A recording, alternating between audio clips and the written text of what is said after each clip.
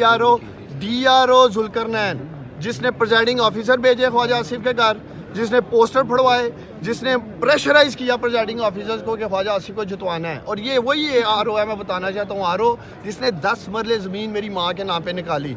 اور انشاءاللہ تعالی ہم پوری قانونی جنگ لڑیں گے.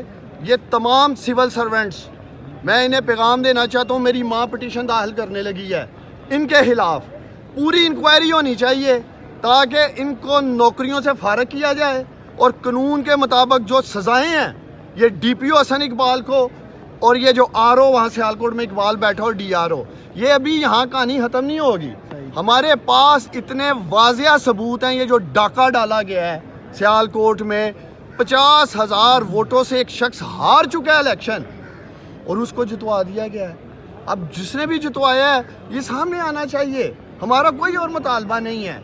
میں اپنی ماں کے ساتھ کھڑا ہوں. یہ میں نے واضح پیغام دیا تھا کہ میں نے سیاست ضرور چھوڑی ہے خواجہ آصف, لیکن میں اپنی ماں کو نہیں چھوڑوں گا. میں اپنی ماں کے ساتھ کھڑا ہوں.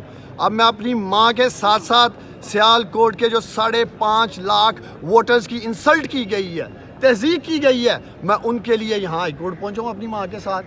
الیکشن کمیشن بھی جا رہا ہوں اور انشاءاللہ تعالی مجھے پوری امید ہے کہ یہ جو ڈاکہ ڈالا ہے خواجہ آصف اور اس کے حواریوں نے مل کے سیالکوٹ میں, اس کا احتساب بھی ہوگا, انصاف بھی ہوگا.